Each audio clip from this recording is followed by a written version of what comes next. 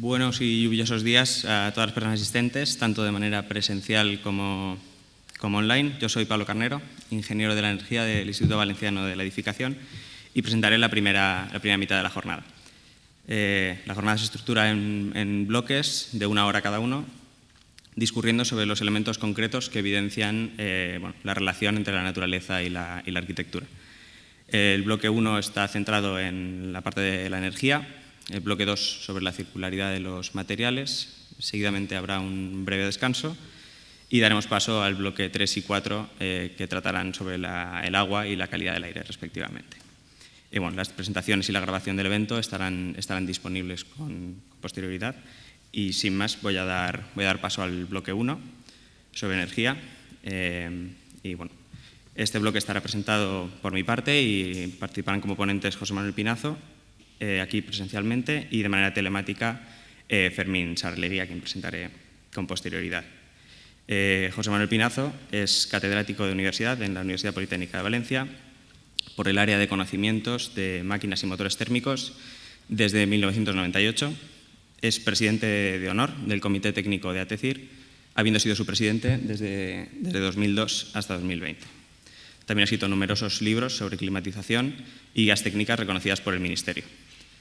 Entre toda esa labor, también es autor de numerosos programas en el campo de la climatización y en especial es de aplicación hoy el desarrollo de software CERMA, que es el objeto de su ponencia.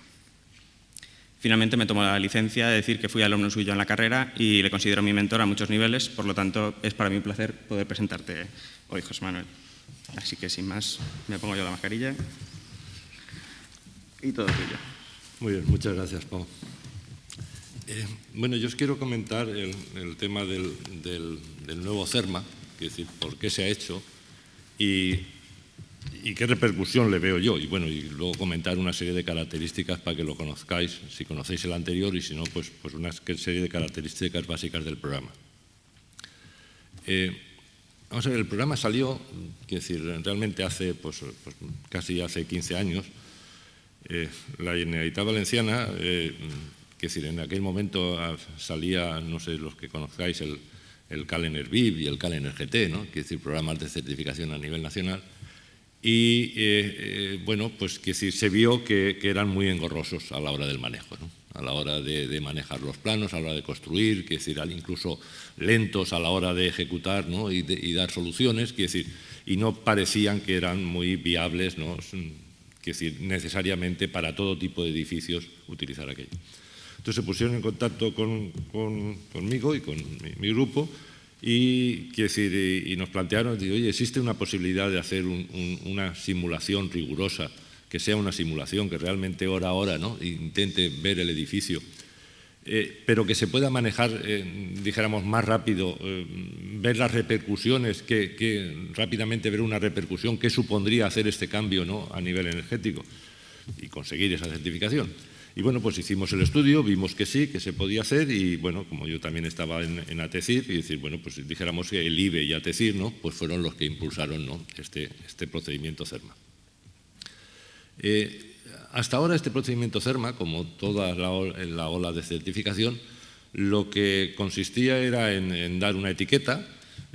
Esa etiqueta pasó por varias épocas, básicamente es una etiqueta medioambiental, porque lo que da la letra es con el CO2, no con la energía primaria, no en función de la energía consumida, sino del CO2, ¿no? que produce, ¿no? esa energía que ha consumido. En Europa prácticamente ya hoy en día casi toda la legislación se va a energía consumida. Por lo tanto, yo entiendo que en un futuro no muy largo, se modificará ese proceso de certificación o de asignación de la letra.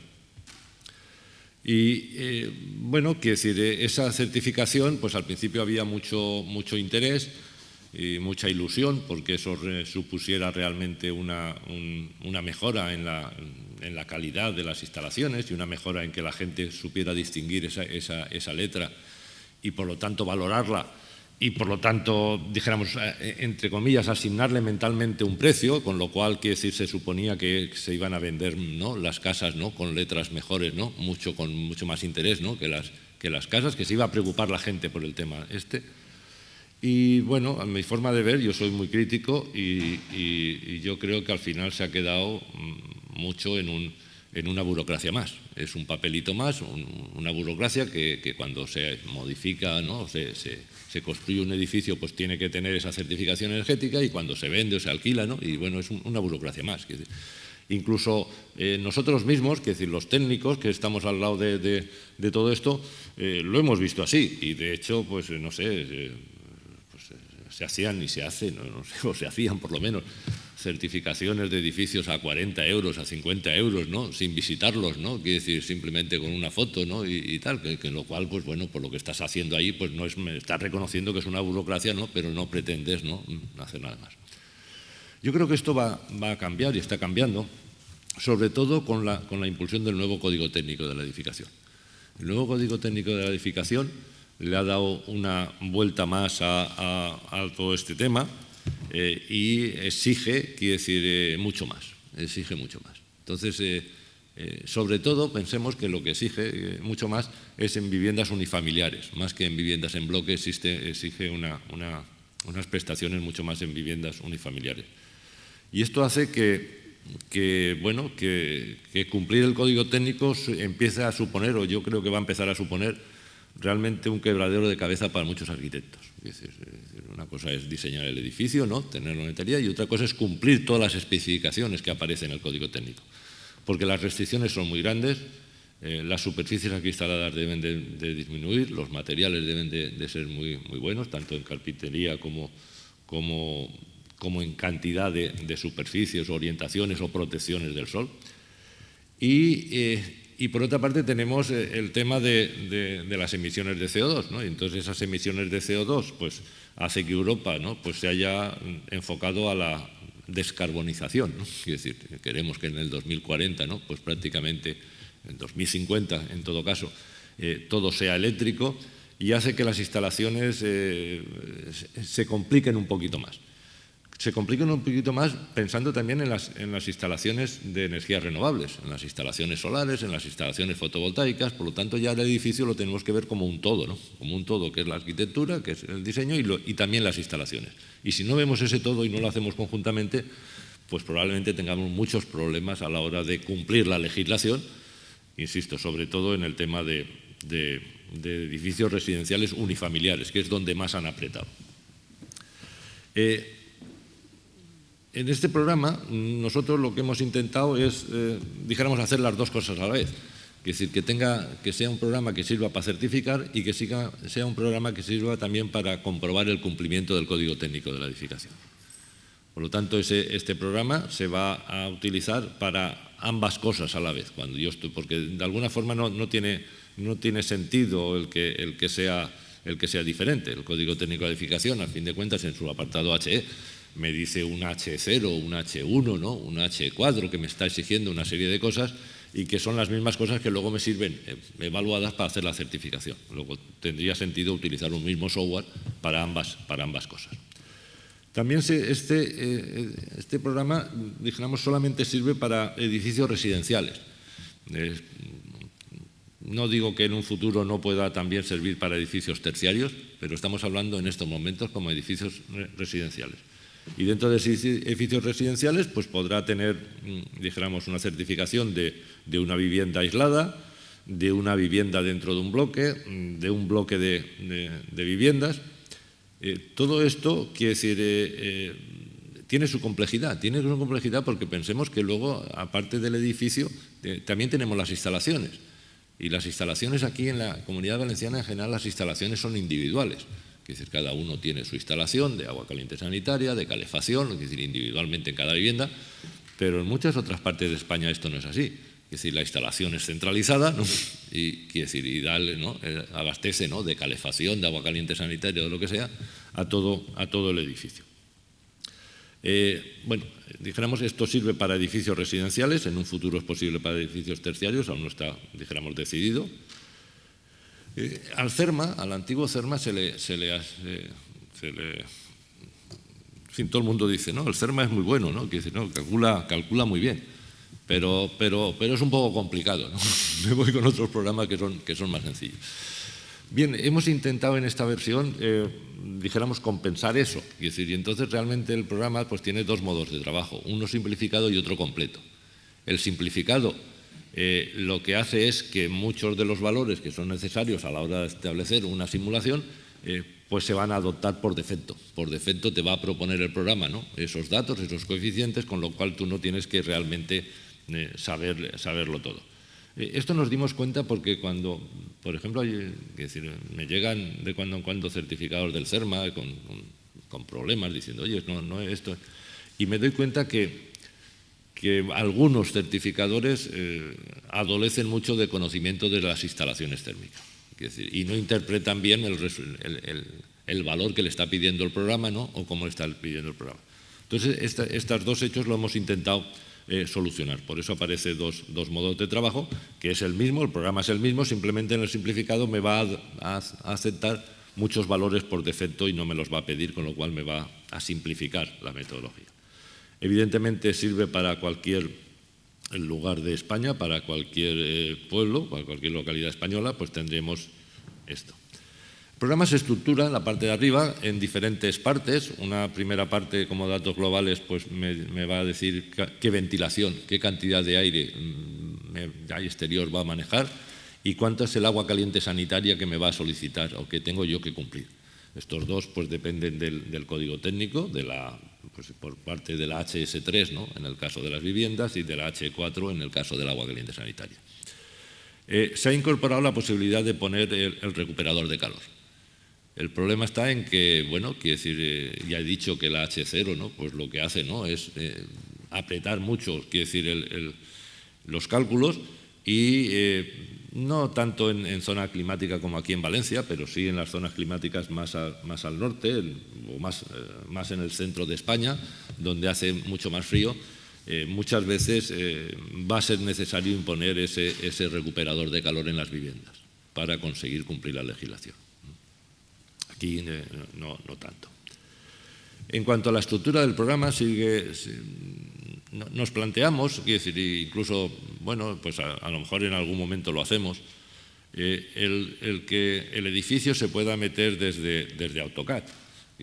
No sé, pues también tenemos el programa Genera 3D, ¿no?, que es un programa que por medio de AutoCAD, por medio de los planos de AutoCAD, pues te monta gráficamente el edificio. En estos momentos seguimos haciendo por superficies en función de las orientaciones. Una forma sencilla de decir metros cuadrados y orientación, ¿no?, que tenemos metido. Y en cuanto a cada uno de los cerramientos, pues tendremos cerramientos que dan al exterior, cerramientos que dan a otros locales, medianeras, particiones internas, en fin, estarán todos ese tipo de cerramientos con la especificación del U o de la composición de los cerramientos. Ahí tendremos, ¿no?, como veis, muros, cubiertas, suelos.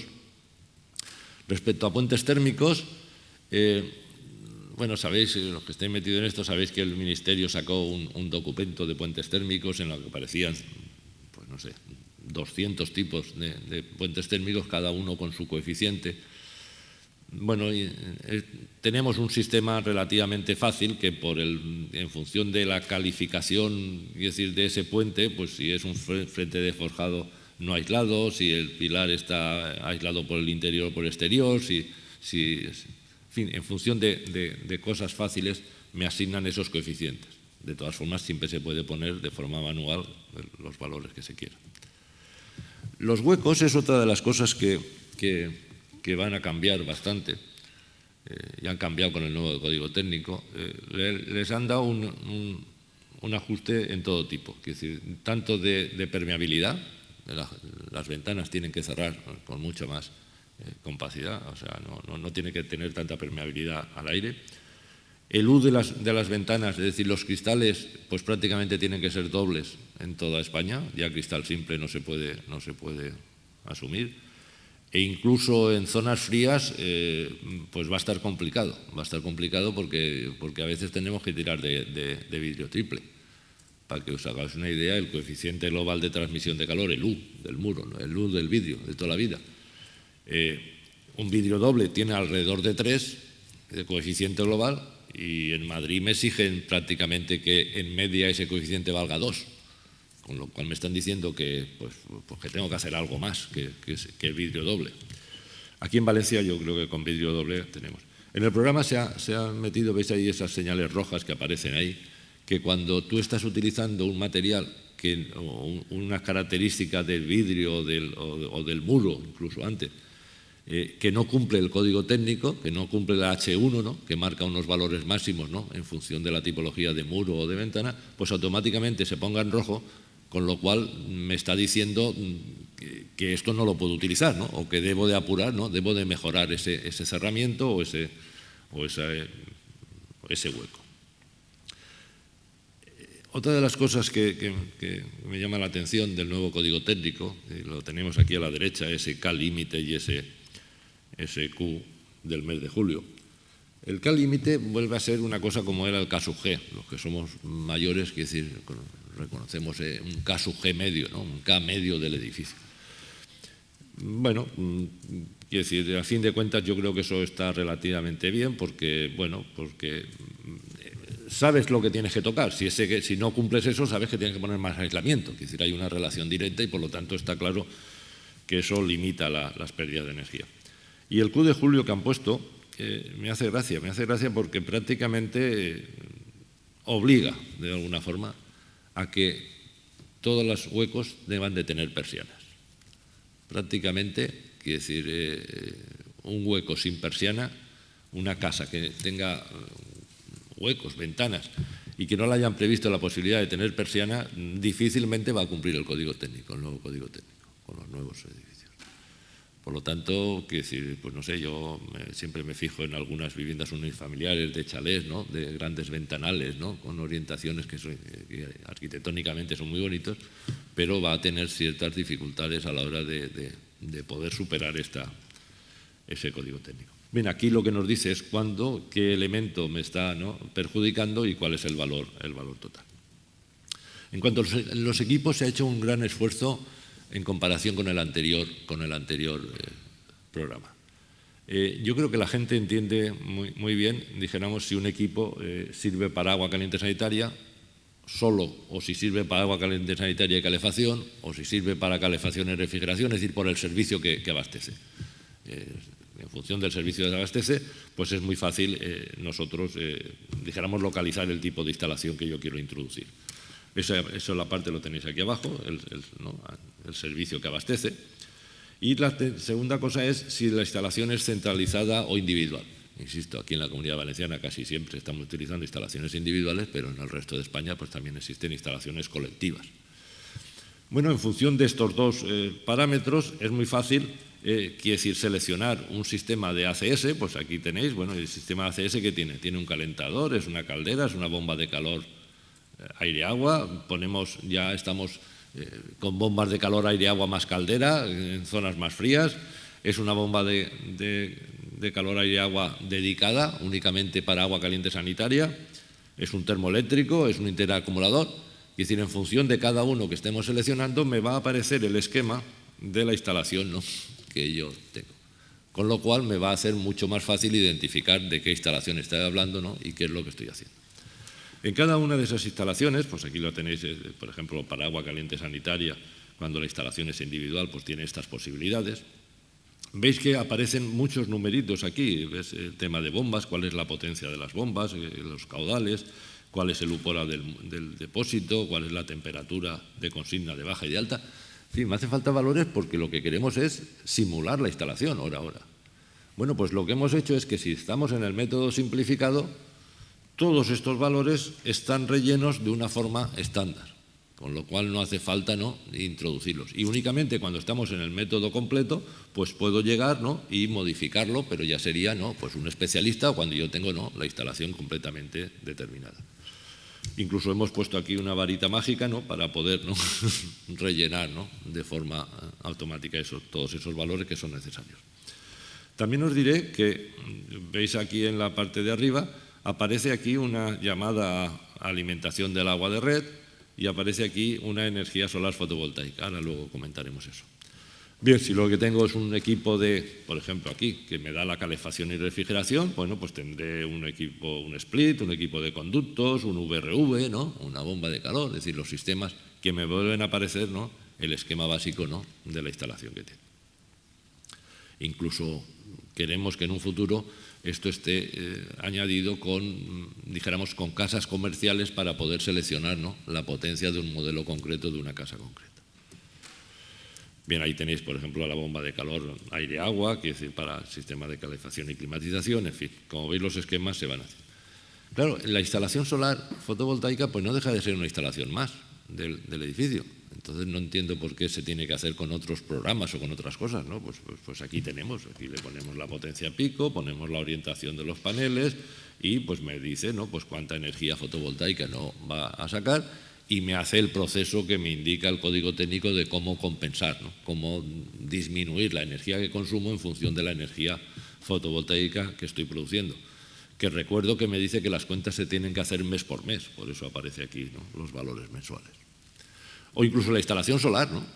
Porque si la instalación solar térmica, en este caso de agua caliente sanitaria, pues ¿qué la tengo que hacer con otro programa, con otras cosas y poner un rendimiento? No, aquí le digo cuántos metros cuadrados de paneles tengo, qué tipo de panel tengo y los metros cuadrados y la orientación y bueno, pues él que calcule, ¿no?, que como una instalación térmica más, bueno, pues que me calcule esa protección. Insisto que todos estos datos aquí al principio pueden parecer muy grandes, es decir, todos estos datos, yo tengo que meter todos estos datos en instalación solar, no lo sé. Con el método simplificado, el único dato que tienes que poner es prácticamente el número de metros cuadrados y la orientación que tenga, nada más. Todos los demás, por defecto, van a tener un valor razonable de la instalación. Incluso cuando yo genero una instalación, me va a venir predimensionada. Como si yo trabajo con el programa de forma secuencial, título global, entorno y tal, cuando llego a equipos ya he definido, dijéramos, el edificio como es, los huecos como tengo. Puedo estimar cuál va a ser la potencia que me va a hacer falta. Por lo tanto, puedo estimar la potencia de las instalaciones que va a tener. Entonces el programa automáticamente predimensiona la instalación, que luego puedo apurar y terminar de hacerlo. A partir de ahí, ¿qué tengo? Bueno, pues tienes la certificación energética, como siempre, salida impresa, el XML de la administración. Tienes otra cosa muy interesante, que es el detalle, que es esas emisiones o esa cantidad de energía consumida, ¿a qué se asocia? ¿A qué elemento se asocia? ¿A los muros, a los huecos, ¿a qué? ¿A los puentes térmicos? Con lo cual, viendo estas tartas, incluso particulada, hueco a hueco, ¿no? O cerramiento opaco a cerramiento opaco, podemos saber dónde modificar. Es decir, nos dice dónde quiero ahorrar, dónde puedo ahorrar, dónde tengo más energía que me está consumiendo. Luego es relativamente fácil mejorar las instalaciones. Me da un detalle mes por mes de lo que está pasando con todos los tipos de energía que puedo estar consumiendo. Y me dice si cumple el código técnico. ¿Veis? La H0, la H1, la H4, pues esas son básicamente las tres que tienen restricciones en este caso de residenciales. Tendríamos la H2 como datos de energía y tendríamos la H5 en el caso de fotovoltaica, en el caso de terciario. Y me dice si cumple o no cumple, es decir, me va especificando y cuánto es lo que tengo, no, qué es lo que tengo, no, y cuánto me voy.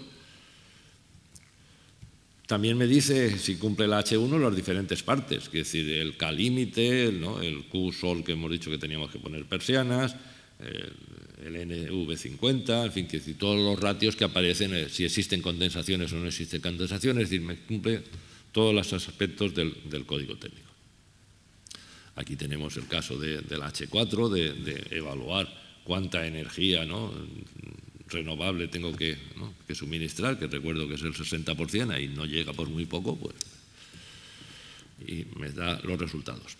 También hemos hecho una cosa, y yo creo que este programa puede servir mucho de cara al futuro con el tema de las rehabilitaciones. Sabéis que ahora Europa nos dice que nos va a inundar con muchos millones, ¿no? Y en España se ha dicho que hay varios sitios donde se quiere gastar el dinero, donde se quiere invertir el dinero, en la digitalización, ¿no? Y uno de los aspectos que están diciendo es en la rehabilitación de edificios. La rehabilitación de edificios pues tiene dos partes, el edificio en sí, quiere decir, la parte arquitectónica del edificio y la parte de instalaciones. Y en esos dos casos están diciendo, bueno, oye, si tú ahorras y me demuestras que estás ahorrando un 10%, un 20%, depende, y me demuestras que tu edificio, dijéramos, aumenta 2 letras, ¿no? O baja 2 letras, si baja una, no, te doy una subvención, si baja 2, te doy más subvención. Es decir, estamos hablando ya de solicitar dinero para subvenciones.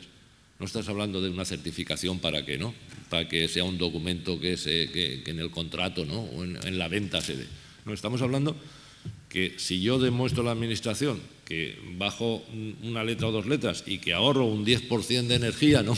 en la demanda de calefacción o tal, me están diciendo que en esos momentos me van a dar dinero, o puedo yo solicitar dinero.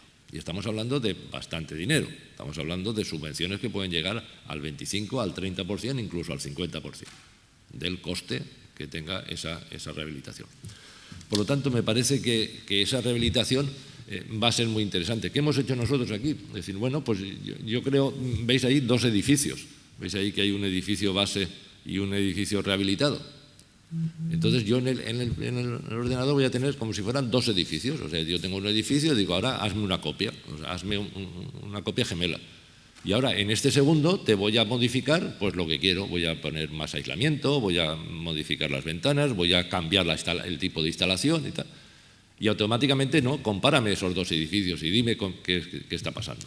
Pues entonces lo que está diciendo es decir, bueno, pues tienes la comparación, ¿no? Del edificio base y el edificio rehabilitado y te va a decir exactamente cuánto estás ahorrando en demanda, cuánto estás ahorrando en la parte que quieras, en emisiones, energía primaria no renovable, etc. El programa es un programa de simulación y por lo tanto también hemos explotado mucho ese tema. Ahora tenemos salidas que pueden ser en hojas Excel, es decir, en la que tenemos todos los datos hora a hora de lo que quieras, de la temperatura interior de la vivienda, de la demanda, del funcionamiento de los equipos, en fin, de la variable que quieras, de la temperatura que tiene el agua, el depósito de agua caliente sanitaria, de en qué nivel, en fin, todo lo que queramos.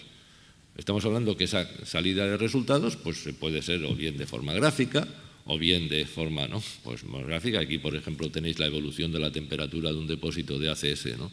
De un depósito solar, es decir, un depósito de una instalación solar, pues me va diciendo, pues está claro que aquí hay una rebaja que es, ¿no? Donde se produce un consumo mayor, está claro que aquí es el verano, aquí es el invierno que no llega, no sube mucho.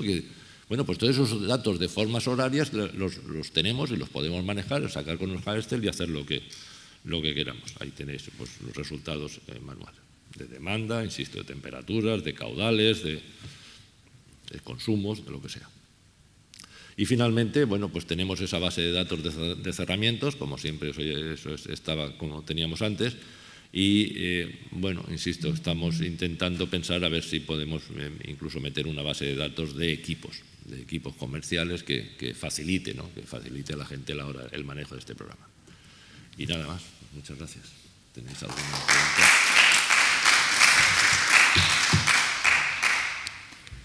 Bueno, muchas gracias, José Manuel. Bueno, sin duda la parte de la calidad de las viviendas, la rehabilitación, has tocado muchos temas y a mí me gustaría reivindicar que las funcionalidades existentes que tenía CERMA en la versión anterior ya eran muy buenas. Como has comentado, la parte del detalle me parece un elemento que yo creo que ha sido pasado por alto y es fundamental para el análisis energético de los edificios.